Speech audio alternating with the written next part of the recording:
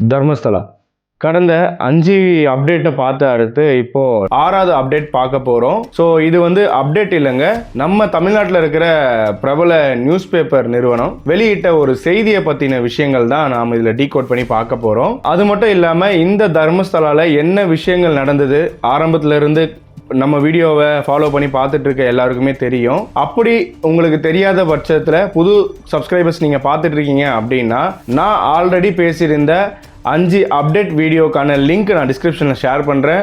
So கண்டிப்பாக அதை நீங்கள் பார்த்துட்டு வாங்க, அப்போ தான் உங்களுக்கு இந்த வீடியோவோட கண்டினியூஷன் புரியும். இந்த வீடியோவில் நம்ம தமிழ்நாட்டில் ரிலீஸ் ஆன நியூஸ் பேப்பர், அதில் இருக்க நியூஸ் பற்றி நம்ம டீகோட் பண்ணிவிட்டு, அது மட்டும் இல்லாமல் கர்நாடகாவில் இருக்கிற ரிப்போர்ட்டர்ஸ் ஆர்டிஐ போட்டு சில டாக்குமெண்ட் அவங்க கைக்கு கிடச்சிருக்குது. ஸோ அதில் இருக்கிற சில முரண்பாடுகள் பற்றியும் நம்ம டிஸ்கஸ் பண்ண போகிறோம்.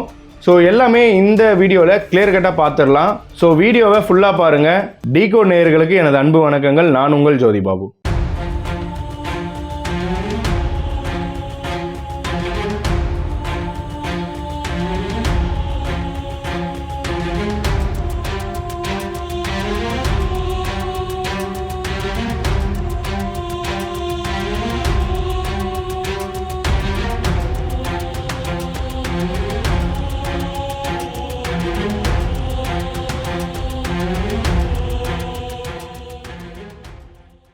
ஃபர்ஸ்ட் நான் உங்களுக்கு அந்த நியூஸ் என்ன அப்படிங்கிறத ஃபுல்லாகவே படித்து காட்டிடுறேன். அதுக்கப்புறமா அதில் இருந்த முரண்பாடான விஷயங்களை பற்றி நம்ம டிஸ்கஸ் பண்ணலாம்.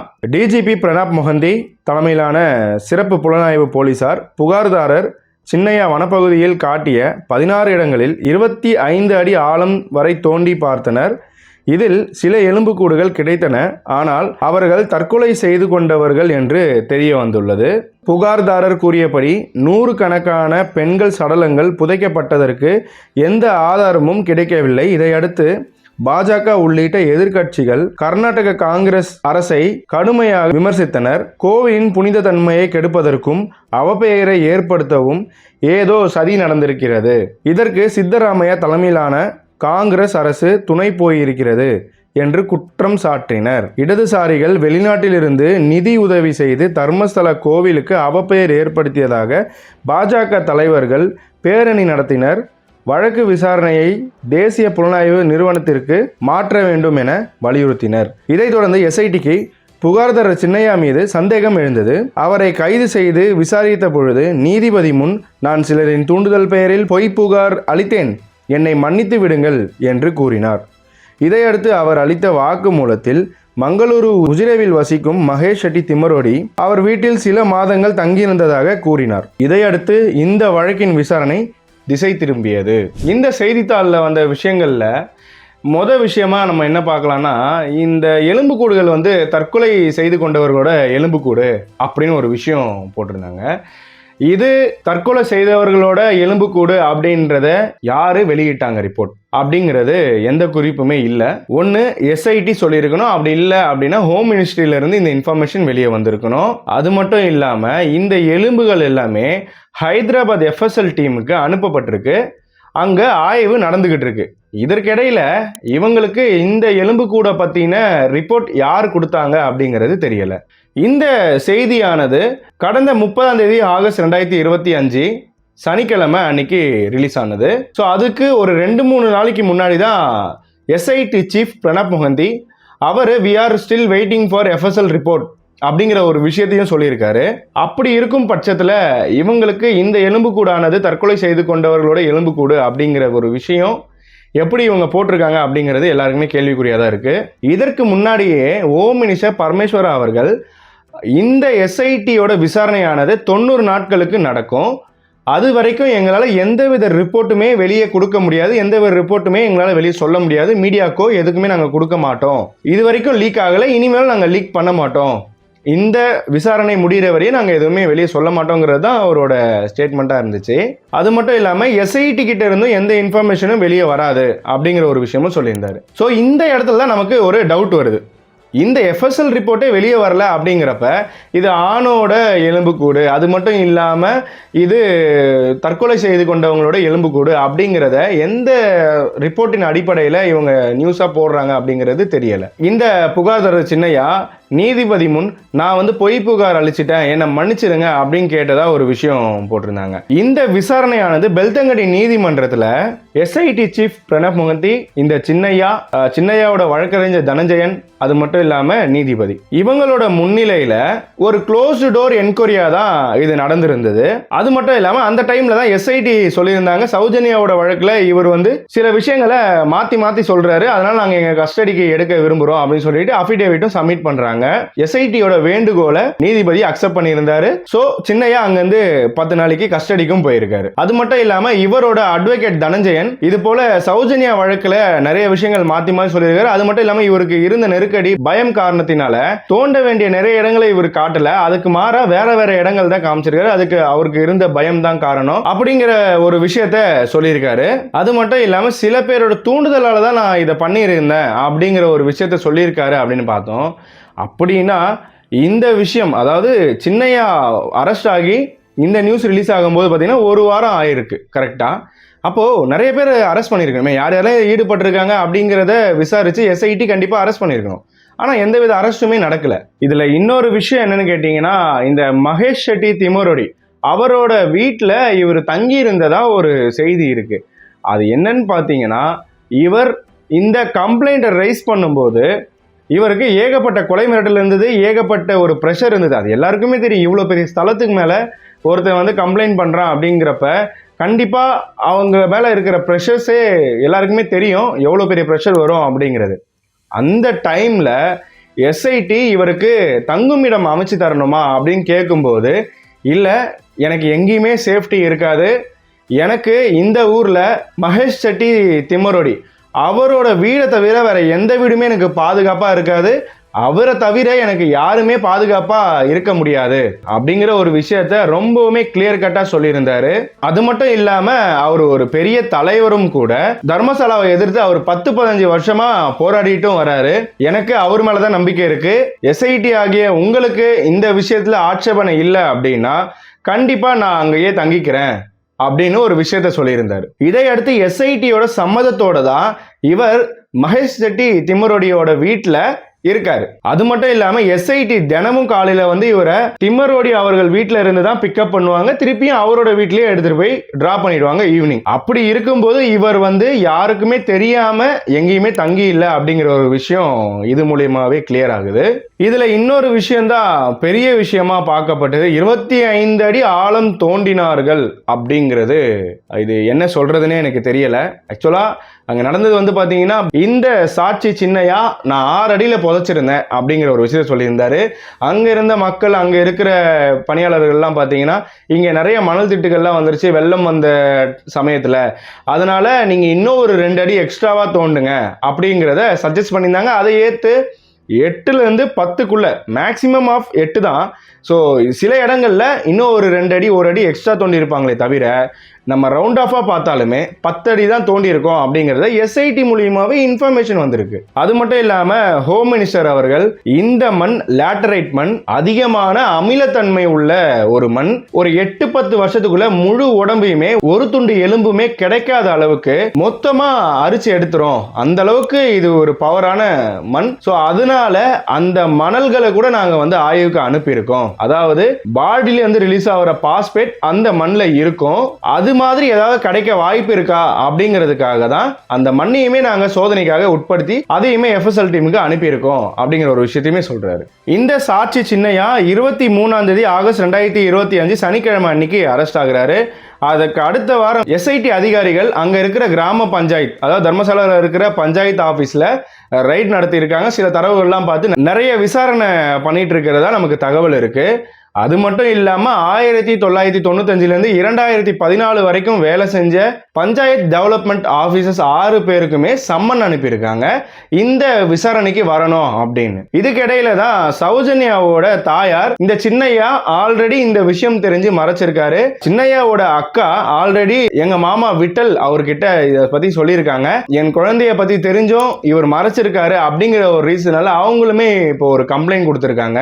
அது மட்டும் இல்லாம இந்த வழக்கை நாங்க கண்டிப்பா விசாரிப்போம் அப்படிங்கறத எஸ்ஐடி ஒரு அக்னாலஜ்மெண்டா கூட போட்டு சைன் போட்டு கொடுத்திருக்கிறதா நமக்கு ஒரு தகவல் இருக்கு.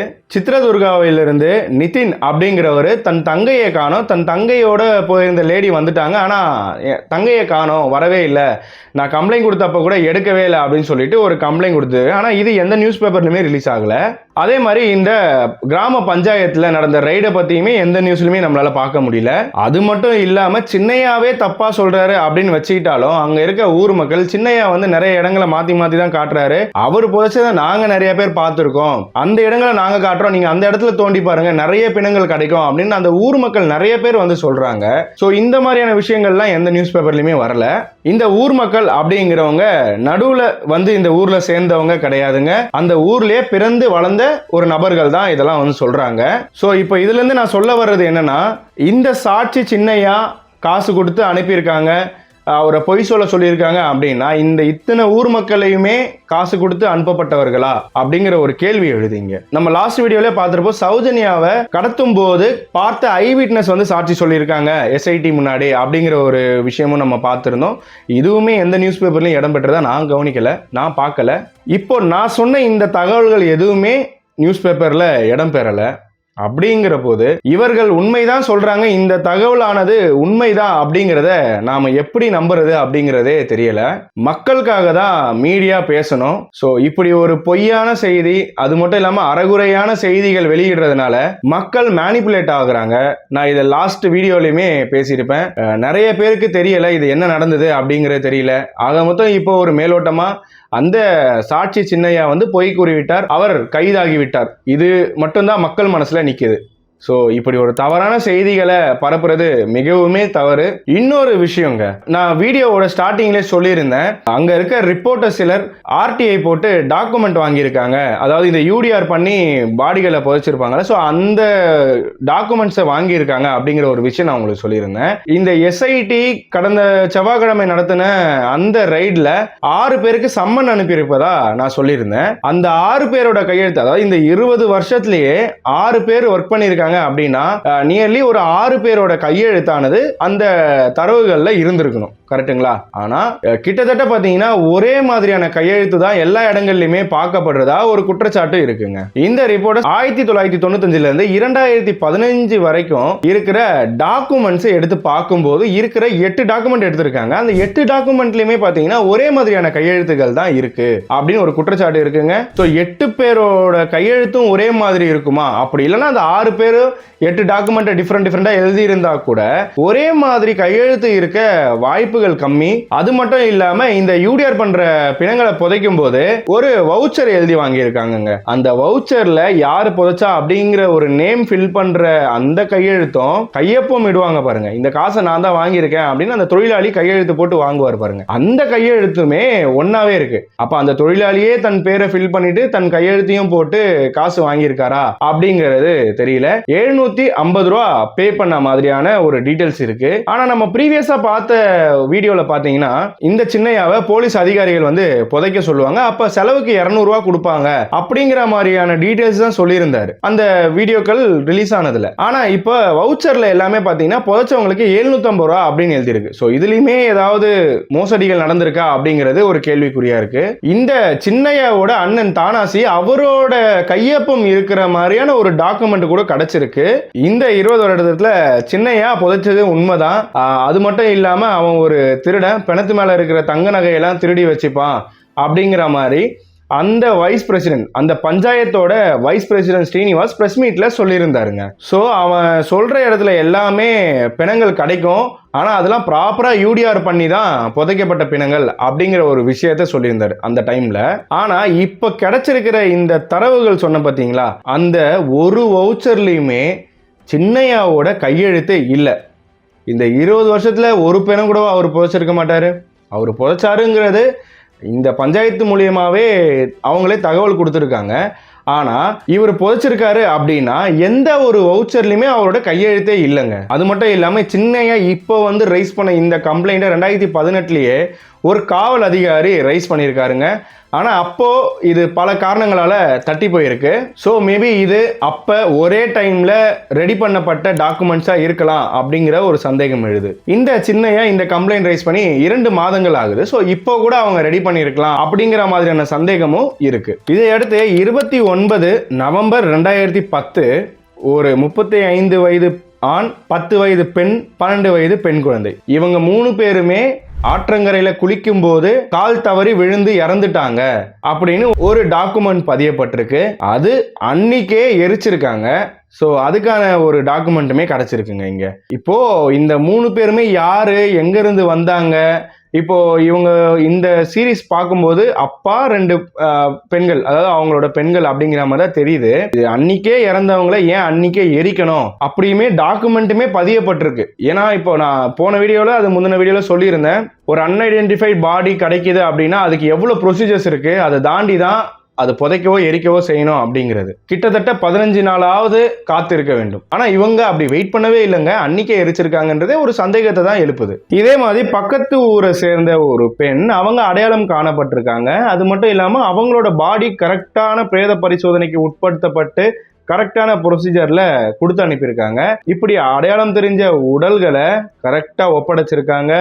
ஆனா ஏன் அடையாளம் தெரியாத உடல்களை முறைப்படி பிரேத பரிசோதனை செய்யல, விசாரணை செய்யல, அன்னைக்கே எரிக்கிறதுக்கோ புதைக்கிறதுக்கோ காரணம் என்ன அப்படிங்கிற ஒரு கேள்வி ரொம்பவுமே வலுக்குதுங்க. இந்த சின்னையா கைது செய்யப்பட்டதுக்கு அப்புறமா மகேஷ் செட்டி திம்மரோடி அவரோட வீட்டில் சோதனை நடத்தப்பட்டதுங்க. ஆனால் அந்த சோதனையில் பல எலக்ட்ரானிக் டிவைசஸ்லாம் கிடைச்சது அப்படிங்கிற நியூஸ் வலம் வந்துட்டு இருக்கு. ஆக்சுவலாக அங்கே கிடைச்சது ஒரே ஒரு மொபைல் தாங்க. அந்த செல்ஃபோனுமே சின்னையா யூஸ் பண்ண செல்ஃபோனுங்க. அது மட்டும் இல்லாமல் கிரீஷ் மட்டனவர் அவர் வந்து பார்த்தீங்கன்னா அவங்க இருந்த அந்த வீட்டோட சிசிடிவி ஃபுட்டேஜை அவரே எடுத்து கொடுக்குறாருங்க. இந்தாங்க நீங்கள் செக் பண்ணுங்க, இது மாதிரி வந்து அவருக்கு சில பேர் வந்து சந்திச்சாங்க, இவர் போய் சில பேரை சந்திச்சாரு, அவருக்கு பணம் கொடுக்கப்பட்டது, நாங்கள் தான் அவருக்கு வந்து சொல்லி கொடுத்தோம் அப்படிங்கிற மாதிரியான சில விஷயங்கள்லாம் பேசிக்கிறாங்க. அது மட்டும் இல்லாமல் நாங்கள் தான் அவரை பூட்டி வச்சோம், கொடுமைப்படுத்தணுங்கிற மாதிரி விஷயங்கள்லாம் பேசுகிறாங்க. அதனால நீங்கள் இந்த சிசிடிவி எடுத்துகிட்டு போய் ஆய்வு பண்ணி அப்படி ஒரு விஷயங்கள் நடந்திருக்காங்கிறத நீங்கள் பாருங்கள். அப்படி இருந்தால் எங்களை கண்டிப்பாக நீங்கள் அரெஸ்ட் பண்ணுங்கள், நாங்கள் ஒத்துழைக்கிறோம் அப்படிங்கிற மாதிரியான ஒரு விஷயங்களும் சொல்லியிருந்தாரு. இப்போ இந்த சிசிடிவி ஆய்வு பண்ணாலே தெரிஞ்சிருவாங்க இது சூழ்ச்சியா இல்லைன்னா அவரோட மனசாட்சியா அப்படிங்கிறது. இதுக்கடையில் யானைபாகன் நாராயணன் மற்றும் யமுனா இவங்க 2 பேர் கொலையானதுக்கு அப்புறமா கிட்டத்தட்ட ஒரு 6 மாசத்துக்கு பிறகு இவங்க 2 பேரோட சொந்த நிலத்துல தர்மசாலாவுக்கு சொந்தமான அயோத்தியா ஹோட்டல் கட்டப்படுது, ஸ்டார்ட் ஆகுது. எப்படி இவங்க 2 பேரோட கையெழுத்தும் இல்லாம அந்த கட்டிடம் கட்டப்படுறதுக்கு ஸ்டார்ட் ஆச்சு அப்படிங்கிறதும் தெரியல. இதற்கிடையில இந்த நாராயணனோட மனைவி அவங்களுமே கம்ப்ளைண்ட் ரைஸ் பண்ணியிருக்காங்க. ஸோ மேபி நமக்கு டவுட் போகலாம், அவங்க மேபி கையெழுத்து போட்டு அவங்க காசு வாங்கியிருக்கலாம் அப்படின்னு. பட் இல்லையே, அவங்களுமே கம்ப்ளைண்ட் எழுதி கொடுத்துருக்காங்க. இது கொலையாக தான் எனக்கு தெரியுது, இது கண்டிப்பாக விசாரிக்கணும்னு அவங்களுமே இறங்கி போராடி இருக்காங்கன்ற பட்சத்தில் கண்டிப்பாக அவங்க எழுதி கொடுத்துருக்க வாய்ப்பு இல்லை. இது அடுத்து தான் இன்னொரு விஷயம். சோமநாத் நாயக் அப்படிங்கிறவர் கிட்டத்தட்ட 38 சிவில் கேஸ் தர்மசாலா மேலே போட்டிருக்காரு. இடத்தை அபகரிச்சதாகவும் மணி லாண்டரிங் கேஸ், இந்த மாதிரி ஏகப்பட்ட கேஸ் தர்மசாலாவில் இருக்கிறதா ஒரு தகவல்கள் இருக்கு. மகேஷ் செட்டி திமரோடி இவர் கிட்டத்தட்ட 12 வருஷமா சௌஜன்யா வழக்கு எப்போ ஆரம்பிச்சதோ அன்னையிலிருந்து இன்னை வரையும் போராடிட்டு வராருங்க. இதுல ₹1 ஆதாயம் கிடையாது. கிரீஷ் மட்டனவர் இவர் எஸ்ஐயா இருந்தவருங்க. இந்த சௌஜன்யா வழக்குக்கு அப்புறமா அவர் தன்னோட எஸ்ஐ பதவியை ராஜினாமா பண்ணிட்டு இந்த வழக்குக்காக இவங்க 2 பேருமே போராடிட்டு வராங்க. அவங்களோட ஒரு கொள்கை என்னன்னு பாத்தீங்கன்னா, நாங்க இந்துக்களுக்காக போராடுவோம், ஆனா இந்து கோயில்களின் பேரை சொல்லி தவறு செய்கிற யாரையுமே விடமாட்டோம், அவங்களுக்கு நாங்க கண்டிப்பா தண்டனை வாங்கி கொடுப்போம் அப்படிங்கிற ஒரு கொள்கையோட இருக்கிறவங்கள காசு வாங்கிட்டு போராடிட்டு இருக்காங்க அப்படிங்கிற ஒரு விஷயம் சொல்லும்போது யாருங்க அடுத்து இதுக்கு மேல போராட வருவா? கிரீஷ் மற்றும் மகேஷ் செட்டி திம்மரோடி இவங்க 2 பேருமே தனது அக்கௌண்ட் ஸ்டேட்மெண்ட்டை கூட சப்மிட் பண்றதுக்கு ரெடியா இருந்தாங்க. இந்த சின்னையா தான் சாட்சி சொல்ல வரும்போது கையில ஒரு எலும்பு துண்டுகள் எடுத்துட்டு வந்திருந்தாருன்றதை நம்ம பார்த்துருப்போங்க, நிறைய வீடியோக்கள்லயும் நம்ம பார்த்துருப்போம். ஸோ அந்த எலும்பு 40 வருடத்துக்கு பழமையான எலும்பு அப்படிங்கிற ஒரு விஷயங்களும் வலம் வந்துகிட்டு இருக்கு. நான் இங்க சொன்னாங்க அங்க சொன்னாங்கன்ற சொல்ல வரல. இந்த மாதிரியான விஷயங்கள் வலம் வந்துட்டு தான் இருக்கு ஆக மொத்தம். ஆனா என்னோட கேள்வி என்ன அப்படின்னா, அந்த எலும்புமே FSL ஹைதராபாத் தான் போயிருக்கு. அப்படிங்கிறப்ப எப்படி இவங்களுக்கு இந்த இன்ஃபர்மேஷன் கிடைச்சது, எந்த கன்ஃபர்மேஷன்ல இவங்க இந்த நியூஸ் பரப்பிட்டு வராங்க அப்படிங்கிறது தெரியல. மக்களாகிய நீங்க விழிச்சுக்கோங்க. மீடியாவில் சொல்ற எல்லாமே உண்மை கிடையாது அப்படிங்கிறதுக்கான பதிவு தான் இது. இதுக்கு ஒரு படி மேல போய் கன்னடா நியூஸ்ல என்ன சொல்லிட்டு இருக்காங்க அப்படின்னு பாத்தீங்கன்னா, இந்த எலும்பு பக்கத்துல இருக்கிற ஒரு FSL லேப்ல இருந்து காசு கொடுத்து வாங்கிட்டு வந்திருக்காங்க அப்படிங்கிற மாதிரியான விஷயங்களை பரப்பிட்டு இருந்தாங்க.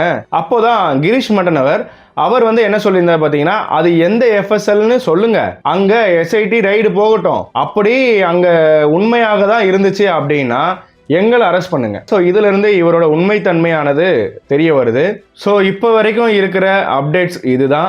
இதுக்கப்புறம் SIT 10 நாளுக்கு அப்புறம் என்ன ரிப்போர்ட் சப்மிட் பண்றாங்க அப்படிங்கிற ஒரு விஷயமே வெளியே வரும். கண்டிப்பா நான் அதையும் அப்டேட் பண்றேன். நாம இதுல இருந்து என்ன புரிஞ்சுக்கலாம் அப்படிங்கிறது பாத்தீங்கன்னா, மீடியாலையும் நியூஸ் பேப்பர்லயும் வர்றத நாம அப்படியே அப்பட்டமா இத்தனை நாள் நம்பி இருந்திருக்கிறோம். ஆனா அவர்கள் சில பொய்களுமே சொல்லக்கூடும், சொல்லுவாங்க அப்படிங்கிறது இந்த ஒரு வழக்கு மூலியமா நமக்கு தெரிய வருது. அதனால இனிமே நியூஸ் சேனல் நியூஸ் பேப்பர்லயுமே வந்தாலுமே நாம சில விஷயங்களை அலசி ஆராய்ச்சி பார்த்தாதான் உண்மைத்தன்மை தெரிய வரும் அப்படிங்கிறத நாம இதுல இருந்து புரிஞ்சுக்கலாம். நம்ம சேனலை யாராவது சப்ஸ்கிரைப் பண்ணாம இருந்தீங்கன்னா சப்ஸ்கிரைப் பண்ணிடுங்க.